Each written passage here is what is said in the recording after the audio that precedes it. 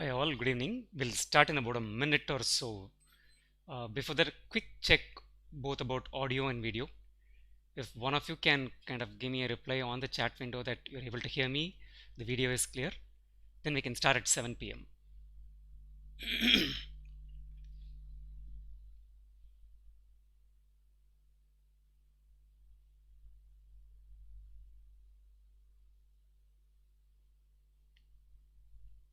Am I audible? Message on the chat window will kind of give me a thumbs up to move on.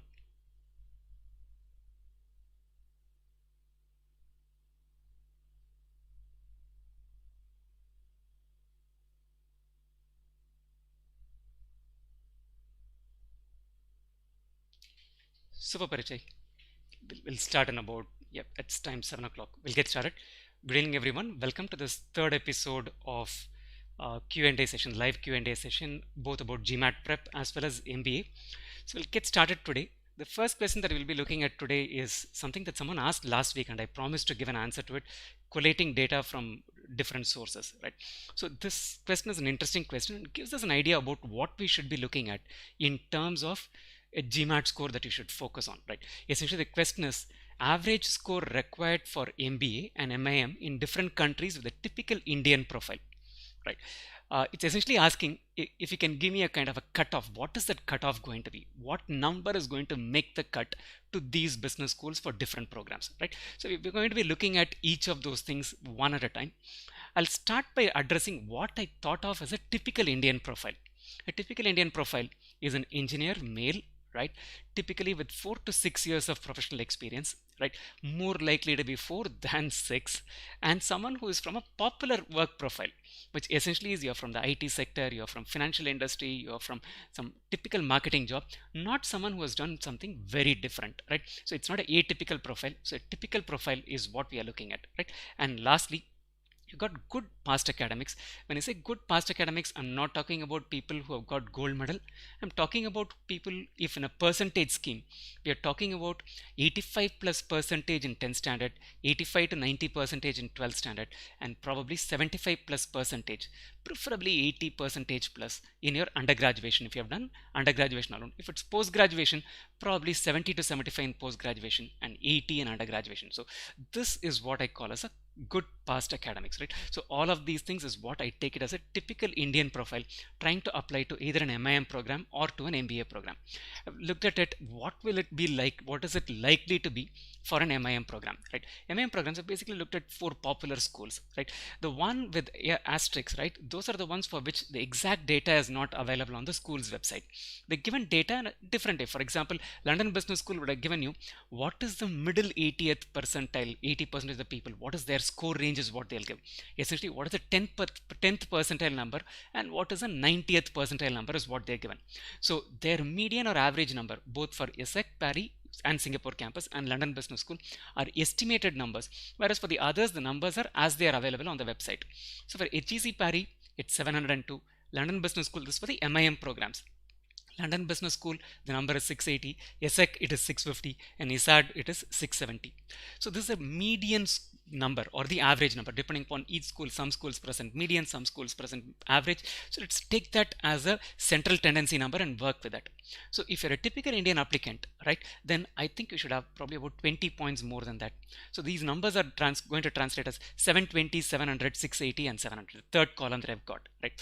So give or take, if you have to think about a typical Indian applicant, MIM programs typically do not admit people with 4 years experience. The typical profile there would be someone who is a fresher or with up to 1 year or 18 months of experience. So this alone is an exception to the typical profile.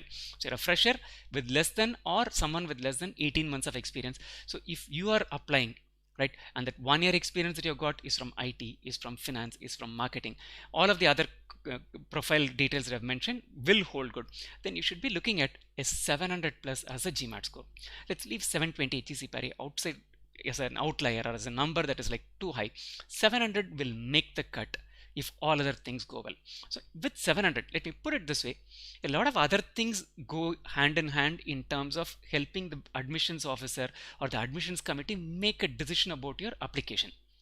From the GMAT's perspective, from the perspective of whether the GMAT score will make the cut, I think 700 is a number that should put you in a safe zone, right? Let's look at what happens if it's an MBA program. We'll start with the US top 10 programs. Right, I'll talk about this in a little while, in greater depth in a little while. For Harvard, the number is 730.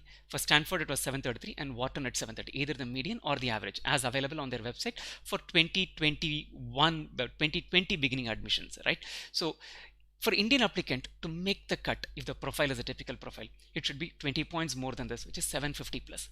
But again, keep very clearly something in mind. If you have a 780 in the GMAT, if you have a 770 in the GMAT, that does not immediately translate into an admit into these places. It is not like the way you get an admit into, let's say, I'll take an example of how the admissions process work for Tamil Nadu engineering colleges, right? They have a single window counseling system. The only parameter that they use for admission criteria is your 12th standard marks. So they essentially take your maths, physics, chemistry, and then they keep drawing the rank list based on that, and then you get an admit. So only criteria is that. So that is not how it works in business school admissions. So if I have a 750 and you have a 740, I may not get an admit because my profile is something which either they would have already had someone, or they think is not meeting the requirements of the school, or my career goals are something which are not something that the school thinks can be a typical career goal of a graduate who graduates from that place. It could be multiple reasons. So despite my having 10 more points than you, I may not make it to the school, whereas you might make it to the school because the rest of your profile will make it good. So again, at the risk of repeating, on the GMAT front, if your profile is a typical Indian profile, 750 plus should make the cut, right? That doesn't mean having a 750 plus will guarantee you an admission, right? Let's move on to the next one, right, which is typically what will make sense if you're a typical Indian applicant. I'm not saying don't shoot for the stars, don't shoot for the top 10. The top 10, if you look at it, typically they'll have about 9,000 applications for about 600 seats or like 700 seats that they'll make an offer for. So you're talking about, in some cases, even 1:15, 1:16 is the number of applications to the number of seats that they have. So the kind of competition there is so high that you will find that the people who make it to it would have had a 750 plus in the GMAT, would have been a topper in college, would have worked for top names for 4 or 5 years. They would have worked for a McKinsey, they would have worked for a Goldman Sachs, post their engineering before an MBA. So that kind of a profile, if you have 20 such students already available from the Indian contingent, why would they look at someone who is outside of that profile? The schools can be completely risk averse because they're getting so many applications. So top 20 is something that, not saying one will not make it to the typical Indian profile. Apply to that, but place your bets more realistically in the 10th to the 30th rank school. Again, I've taken a cross section of schools in the 10 to 30. Ross, Michigan is a good school. 710 is a median score. Marshall, University of Southern California, that's a 707. And Kenan-Flagler, which is University of Northern Carolina, right? This is 694. So again, if you look at adding 20-30 points to it, for Ross, 740 will probably make the cut. Marshall, it will be 730. And Kenan-Flagler, it's going to be 720. So if you're looking at the 10 to 30, a 730 plus is a score that's going to make the cut. If you have a 740 plus, rest of the profile being what we talked about, and you're able to write good essays, you have a good interviewing skills, you should, with the 740 plus, get some tuition fee waiver itself, not just an admission. So if you have to put a number to it, the number is going to be 720 or 730 to seek and admit. And if you have to put a number for getting some tuition fee waiver in the same 10 to 30 rank schools, that's going to be a 740 plus. So top 10, 750 plus. For MBA in the top 10, in the 10 to 30, a good number is 720 to get an admit. 740 will get you some waivers, right? Now let's look at schools in Canada. Rotman is a top school in Canada. Median score is 670, McGill is 675. So 700 plus should make the cut to in Canada. Canada is a great country to move into. The simple reason, one, these schools are good schools. They provide you with good placement opportunities, especially Rotman being in Toronto. If you're looking for admission, if you're looking for employment opportunities in the financial sector, that's a place to be in. And Canada also provides you with a good opportunity to get a permanent residency if that is what you're looking at. If you're looking to immigrate from India, work abroad before you come back to India after a while, right? Or you might choose to live outside India itself throughout. Whatever be the case, Canada offers a lot more immigration friendlier approach or opportunities than, let's say, the US would offer you, right? So here we are looking at 700 as a score. 720 plus should get you tuition fee waivers. Let's look at Europe. INSEAD have the 90th percentile number, which is 750. So the top 10 percentage of the GMAT scores of those who got admit into INSEAD this year have a score which is 750 or more. So if you just decrease it, because 90th percentile is too high a number, you don't have to be in the 90th percentile to necessarily get an admit. 740 is the number that I'll put it there. HEC Paris 690, Judge Cambridge 700, SAID Oxford 690. For all of these, I would say 720 is going to be a competitive score. So MBA in Europe, 720 is a competitive score. MBA in the Canada, 700 is a competitive score. So these are the numbers we are looking at. So essentially, if you have to give one number that you can look at, let's say if you have 4+ years of experience, having a 720 plus suddenly puts you in this mix of things where you can apply to schools from multiple places, and you're likely to land up with admissions from a few of them and even a tuition fee waiver from them. So if I had to put one barest minimum number, which would be a safe short number, that is 720. That doesn't mean only people with 720 will get admissions or will go to these places. Even at the 690, 650, 640, our students have found beautiful schools, have got value out of it. Two things that you need to ask, right, is like, if you have, let's say, a 650 as a GMAT score, I'm just giving it to you, right? So check out whether it is within your capacity, both in terms of the timelines you are looking at and in terms of the effort that you'll be able to invest into the GMAT preparation. Will you be able to push it to a 700? If you realistically estimate that is within your scope, I would say go for it. But if you think for whatever reason, hey, this 650 is what I could push myself at this point in time, right? A 700 is out of reach and I would still want to apply. Go ahead and apply. Be very selective about the schools for which the 650 as a number is going to be a meaningful number. There is great value in it for the simple reason what you need to check out is basically this. Look at without that MBA which you're going to be getting with a 650 GMAT score, where you will be 5 years from now. Look at what that MBA will land you up in terms of career prospects and the growth that you'll be getting 5 years from now. I'm sure that a school at 650 which is going to give you an admit will get you great value 5 years from now that you may not get without an MBA. So it might still be a meaningful thing. So don't think that a 650 is not a great score to have or should not be applying. But if I have to give you a number, if you're in the early stages of a GMAT preparation, if you have to pitch for a number, if you have to have that number as a number that you have to have as a baseline target to work with, that number is a 720, right? If it is essentially an MIM program, I would say that number is 700. I think I've managed to get enough data for it. Do your homework, just pick 50 schools, 60 schools. To start with, getting all of these numbers in an Excel sheet and like working it out does not harm. That would give you a meaningful idea about where you should pitch yourself at, right? Move on to the second question. Looking at any questions that come in the chat window, we'll take one or two of that and then move here, right? So sir, can you please share your view on Masters Union Business School, which was started last year? Hey, I do not have much of an idea about that school. Have a look at the school. I will see if we have any alumnus in that particular area and if they can give throw some light on it. So I can't answer that question right away. So therefore, I'm sorry about it. We'll see if there are any more questions that come along where I'll be able to answer it.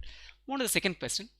Is it worthwhile to give GMAT for getting an admit to India's top B schools for regular MBA instead of the CAT examination? The simple answer, not really. Right? If you're looking at an admit to top B schools for regular MBA, it is the CAT, it is the XAT, right? Essentially, if you go through the GMAT route, the IIMs, IITs, FMS, XLRI are ruled out. You've taken away the elephants in the room, right? Then what schools are you left with? Those schools are not going to be the top rated. They're good schools, but they're not the top of the line schools. So that rules it out. You can go through the GMAT route provided you are either an NRI or you're a foreign national. If you're an Indian citizen who has been living in India, you don't have an NRI status, then obviously that basically is not available to you.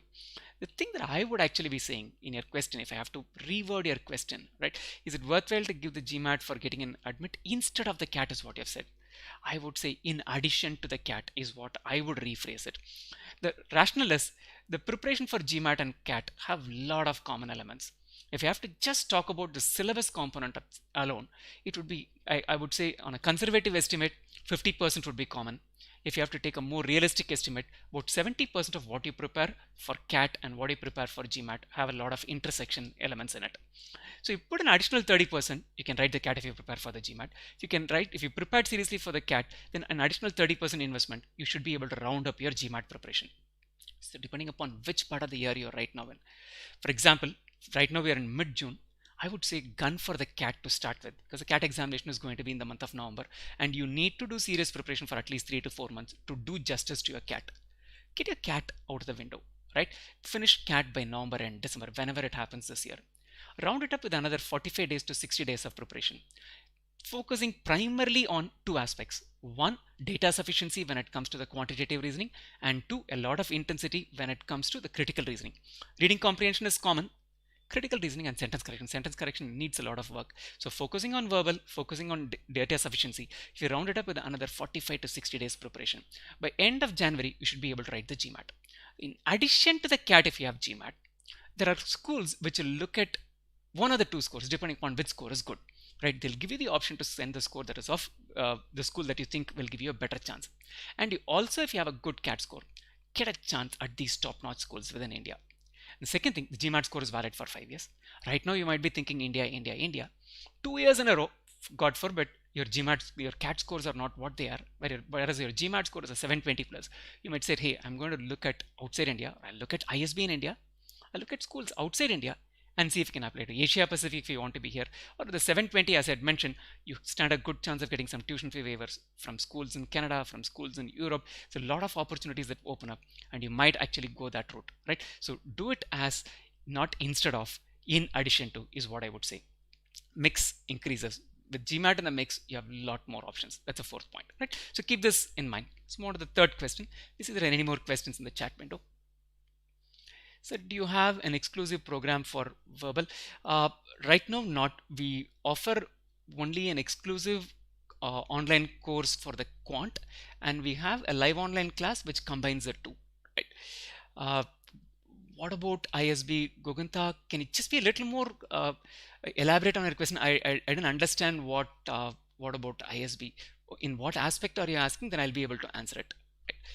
Piyush Gupta, is it worth to give GMAT for executive MBA? Yes, GMAT is a score which typically all executive MBA school programs accept, right? In addition to that, they also sometimes accept the EA test, right? The EA test is a new test, which is probably a little easier to take, both in terms of the stretch of time that you invest in preparation and even just the time window that you take the examination for. It's a curtailed examination. It is not a question-wise adaptive, it's a section-wise adaptive that gives you a lot more breather in terms of saying that, hey, these 10 questions are all of equal weightage. I don't have to think that is my level of difficulty going up or coming down. Many ways the EA examination is a very test taker friendly examination. So if you're looking at EMBA as an exam, as a program that you're going to be looking at, EA might be worth the while in terms of writing the examination. GMAT is certainly 100% accepted by all EMBA programs. Many EMBA programs have started taking the EA also, right? That I think should answer your question. Piyush, for 4+ years experience, we can give the GMAT for regular MBA, for ISB or IIMs. Right, basically for the ISB you can certainly take the GMAT, right? People say give the GMAT, it is take the GMAT, right? The GMAT is administered, given by the GMAC. Students take the GMAT, right? That's probably the first sentence correction thing that you should learn, right? For the IIMs, with 4+ years of experience, you may not be able to immediately apply to the 2-year, the PGP programs or the MBA programs as they are right now called, right? Whereas you'll be able to apply with 5+ years of experience to the PGPX program or the executive MBA programs offered by Ahmedabad, Bangalore, Calcutta, Lucknow, Indore, right? These schools offer this program. So if you have 5+ years experience, the MBA route is, GMAT route is possible. But if you are looking at the 2-year program, the GMAT route is not possible, however many years of experience you have, right? You have 10 years of experience. If you're looking for the 2-year program in India, at the IIMs, if you're not an NRI, CAT is the route for you, right? We'll take a few more questions after I go through the next question in the list. Right, this is a very interesting question. I'm 48 years old and working in a bank. My profile is not that great. Can I have a shot at GMAT? Right, it's a high risk proposition. That's the least I could say, and that's why I put this image out there. Stakes are a lot higher. It's not that I haven't met someone or I have not tutored someone who is 48 years old and has done the GMAT and gone to a business school, right? I'm not the universe. So my universe of GMAT students is also very limited. So that is not saying much. But from what I've heard from students, what I've seen, what I've read in websites, what I've understood from school websites, right? The ideal age profile to get into a business school would be from 29 to 32 years or 27 to 32. That's a sweet spot if I can give a 5-year window. 32 plus itself, it's a bit of a stretch. I would say if you're looking at the PGPX programs in India and other things, you can push it to probably about 38 or 40 years. right? Anything beyond that, the post MBA window of opportunity available to you goes down. So that makes this a lot more high risk proposition to look at a full-time MBA program. The things that I'm saying right now are probably what are going to run in the mind of any admission officer too. Let's assume you get a good GMAT score, even a 740, 750 GMAT score, to give them a sense of confidence that, hey, I have the capability to meet the academic rigors of the program.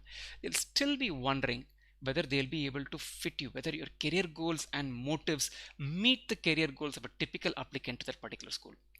If you still want to go ahead, the only thing I would tell is have a good clarity on both your motives. What do you expect from the program?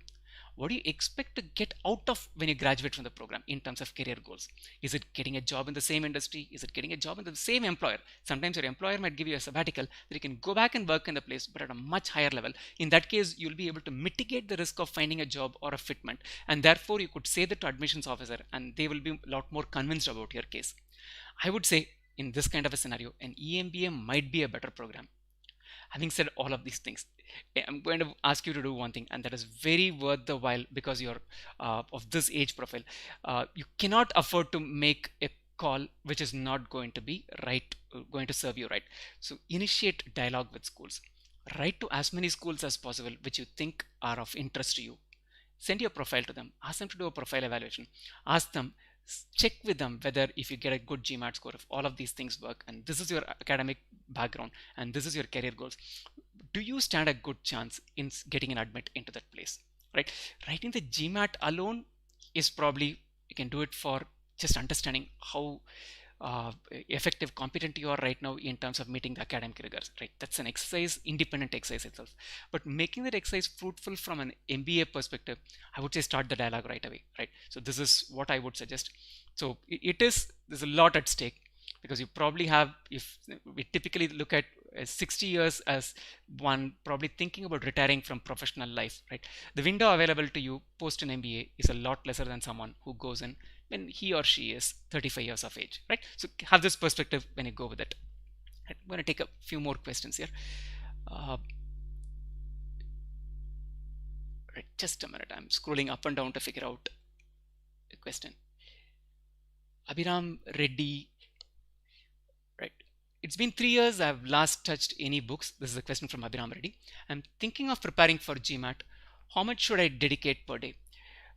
If you're working, I would suggest dedicate about 2 hours a day.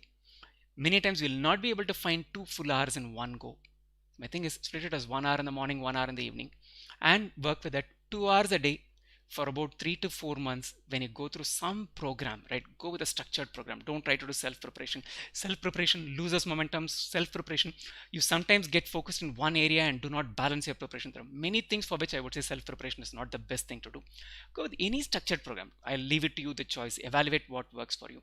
3 to 4 months of structured program. Invest about 2 hours in addition to what you spend in the structured program.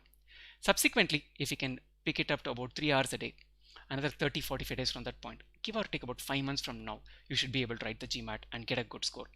If you're not working right now, if you're either in your college, in which case you'll have a lot more time in hand. Believe me guys, the best time to prepare for GMAT is when you're in your final year of college. Have a lot of time in hand and you should do justice to that time.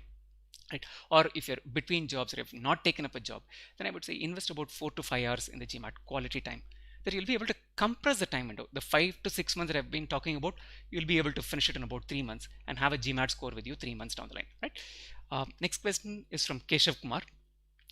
Any good ROI MBA program in colleges abroad, keeping the absence of placements as a risk in mind? I've always had ISB in mind, but pondering over plunking down 40 lakhs, won't a foreign MBA make sense? That's a beautiful question, Keshav, right? If you're going to be investing 40 lakhs, which is what you'll end up investing, give or take, if you do a MBA from ISB. ISB offers great value within India, but purely ROI point of view, 40 lakhs, the amount of the kind of profile that you need to have, both in terms of your academics, in terms of your GMAT score, in terms of everything put together. What if ISB can give you an admit, because it's very, very competitive, you'll be able to get an admit into a, let's say, a top 40 US business school with some amount of financial waiver, right? You probably will require 720 GMAT score to make the cut to the ISB, all other things working in your favor, right? For the same 720, for a 20th to the 40th ranked business school in the US. At least a couple of schools will give you probably 1/3 or 50% tuition fee waiver. Then the amount of money that you'll be spending in Indian rupee terms to complete the MBA, including living expenses, is going to be around the same ballpark. It's 40 lakhs here. It might stretch to probably about 50 lakhs, $70,000 is what you're looking at. The beauty is, for the 40 lakhs that you invest in an ISB, the post MBA salary, the cost to company or the gross, whichever number, I do not know which you can take it, is probably going to be about 20 lakh Indian rupees. After taxes and everything, that number will translate to probably about 14 lakh Indian rupees. In that, you'll have to repay the loan that you're taken, which is 40 lakhs of rupees. And US MBA, despite having a little bit of risk in terms of finding a job, because there is no guaranteed placement, that's why you should start your networking even before you leave India to that business school, right? Invest adequate amount of time in terms of building a profile, in terms of building your competence, in terms of knowing additional languages. I'm not talking about just foreign languages, I'm talking about even languages such as Python and other things that you say that I'm competent. I'm going to a financial sector industry, but I'm good at Python programming, that I can do analytics and do some amount of trading and other calculations effectively, right? You're essentially saying you are a good candidate who can be recruited on multiple grounds. And start networking through LinkedIn, through the career guidance cell, through alumni network. Do everything that you should end up with a job not later than 3 months from the time you graduate. Look at most of these business schools. Check out the percentage of students who got a job 3 months from the time the program has ended. If it is 90% plus, if that's a number that the school is claiming, you will certainly be in that, right? If you're an Indian applicant who has made it to that business school, then you should have been at least in the top 90%. You cannot be in the bottom 10%. So given that you will end up a job, I think the ROI in US, for example, you'll end up with a job which will pay you at least $100,000. That number is far more meaningful than what you'll be getting in India. So ROI purely on that basis, I think that makes sense. You'll have to take the call. In the long run, do you want an India-centric career, or you're looking at a career which is outside India? If it's India-centric career, notwithstanding the ROI, I think ISB is a great choice. Rajat, I'll take your question. Enroll to Visaco Quant course. Do we have any diagnostic that predicts score to see baseline improvement once I finish the score? Yes, there is a diagnostic test which is available in the portal itself. You can take that score, send me a score or how many corrects you got and everything. I'll be able to tell you what that would translate into if on the given date you actually take the GMAT. What is it likely to be, right? So do that test and get back to me. Right? I'm going to take the question from Shilata DPS. Is it good to do MBA abroad amidst the COVID-19 condition, or MBA in India is a better option? See, last year, most of these MBA programs that started even outside India were online programs. This is the year when a lot of schools, if we go to their business school sites, they said, we are open, we are actually open physically is what they are saying. So vaccination is on in many of these developed countries. We're going to be going to most of these countries, which are the rich countries. So therefore, vaccination would be on. We are in June right now. You're writing the GMAT right now. You're going to be applying. The earliest you're likely to get an admit is for the January 2022 session. Quite likely you're going to be seeking admission for the September 2022. By then, a good lot of those people would be vaccinated. Most of those things, not with, if we don't have a third wave, if most vaccinated people are able to get the herd immunity in such a way that this virus menace is completely out of the window, when you're joining the business school in 2022, things are going to be a lot brighter, right? So therefore, your risk will stand mitigated. And even then, apply to a few Indian business schools, apply to schools outside India. Your date of joining is either going to be January 2022 or August 2022. At that point in time, if things are not the way they should be, right? If things, the more waves that come and like things are still in depressive state as they are right now, then at that point in time, you could choose to flip it and say that I would do the MBA in India. That's a call that can wait. Preparation for GMAT, up till the application point and accepting a couple of admissions, one from India and one outside India, I think you should not be worried too much. Go ahead with the process. You can take the call in the last minute. Right, there's one more question. I think I'll just a couple of questions. I'll do these questions and come back to the chat window. When should I start giving mocks and which site should I refer to? I'm going to answer both parts. You should start taking the mocks only after a completed preparation with all topics, all chapters, all concepts, right? Do not jump into the mock before that, because good quality mocks are far and few.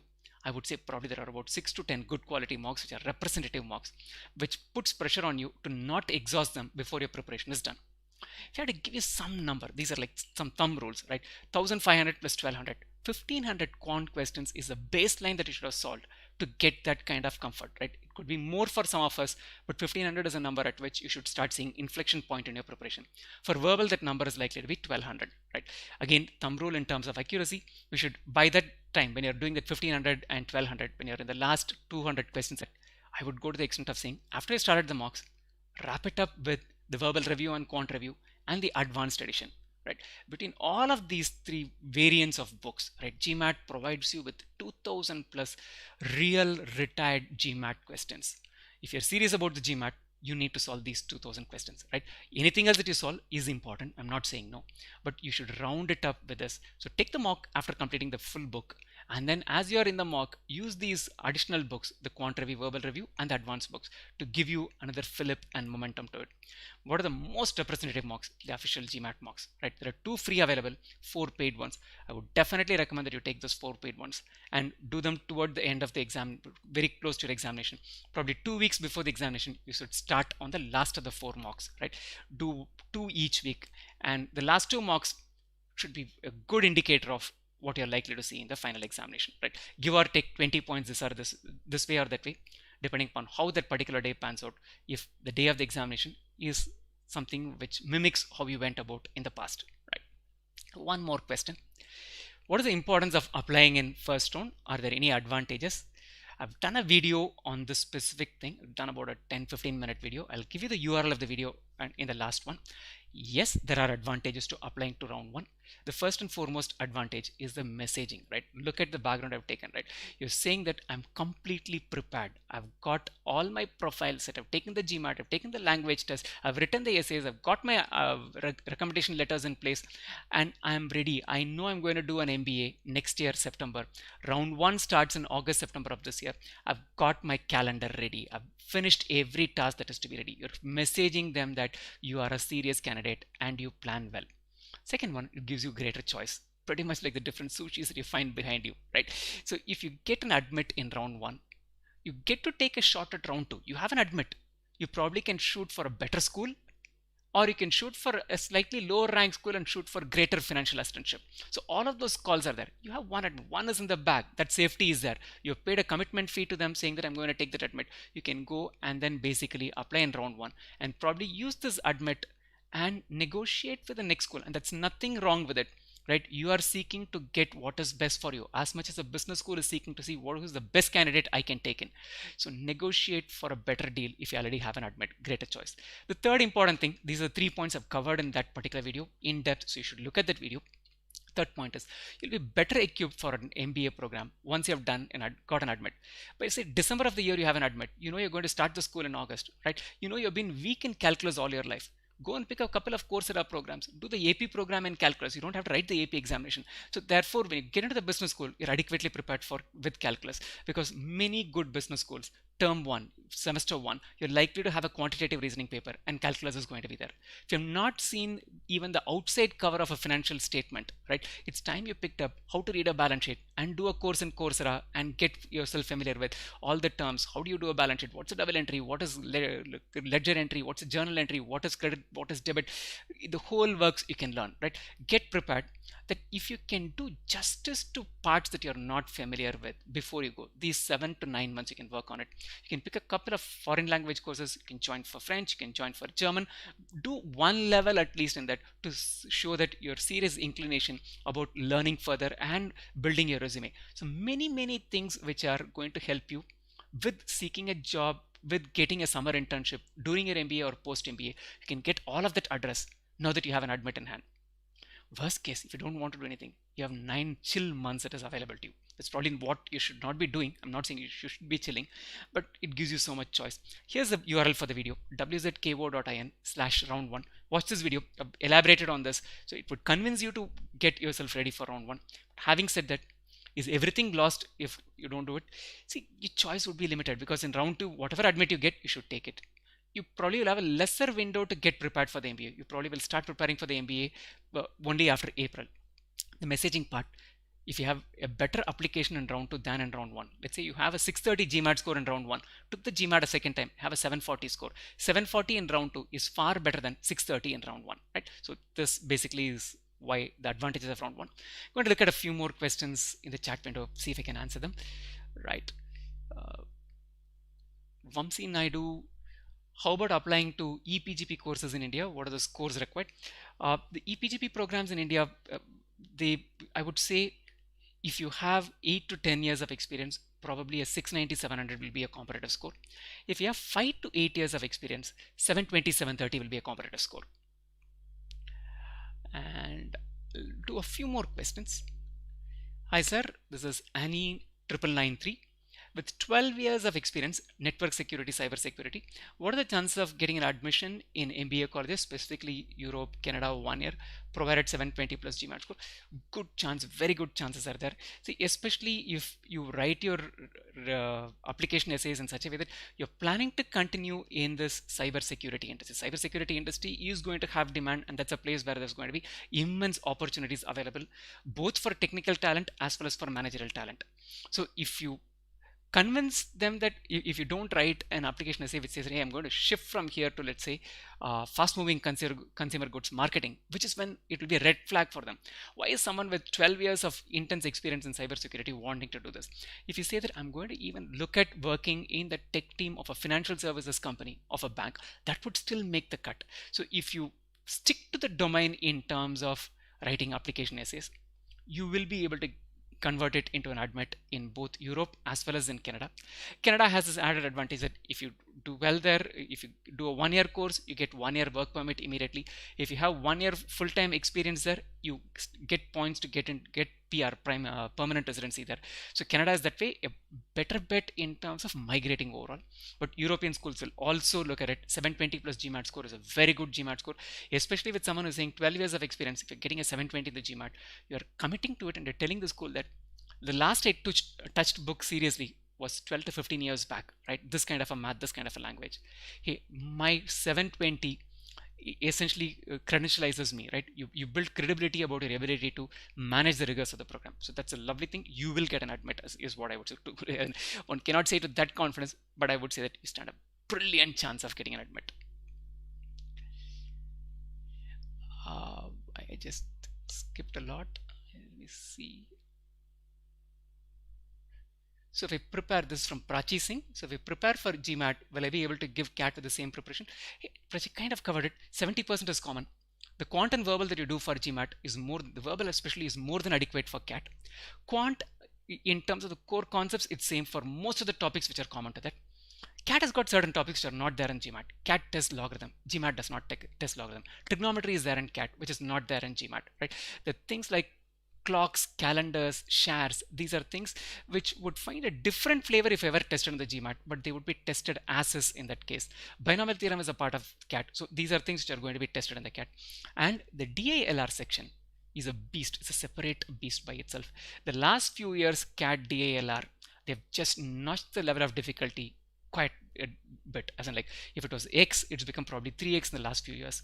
So the 30% that you'll be preparing differently for CAT is going to primarily be focused on DALR and a few topics which have not been covered in the GMAT. Sayandas has a question which says, sir, what is the ideal time to give the GMAT if you're specifically looking at an Indian college for EMBA? So typically the last application window for these EMBA programs will be between November and January. If they have 1 or 2 calendars, admission calendars, 1 or 2 application rounds, the round will end by November, December. IIM Ahmedabad, Bangalore, Calcutta, I think all of them have dates ending by January 2022, right? So you have adequate time. So if you write the GMAT, have the GMAT score by mid-December or late November, you'll be able to apply to these places. You'll catch the last of the rounds, the third round or the second round, but you'll be able to catch their admission window, right? Guru Prasad Gurumurthy, I've completed CA and have a post qualification of 3+ years, an internship of 3+.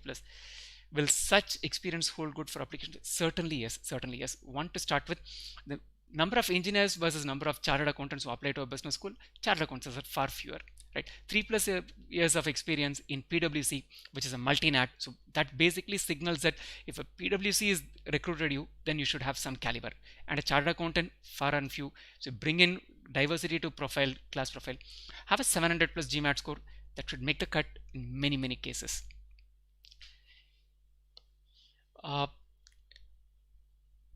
This is the Shwetang Singh. Sir, do you have live online classes for GMAT? Yes. One of my colleagues will post the link for you and you should be able to access it. Right.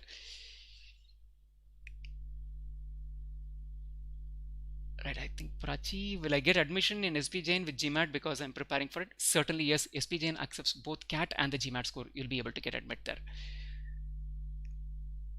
Pratush Srivasa, we'll take this as the last question. The rest I'll answer it in the next session. Sir, I'm an architect, urban designer with 10 years of experience. What should be my target score if I want to get admitted to EPGP program? I think 10 plus years experience, 680, 690 should make the cut. Architect, different profile. Need to have one thing very clear.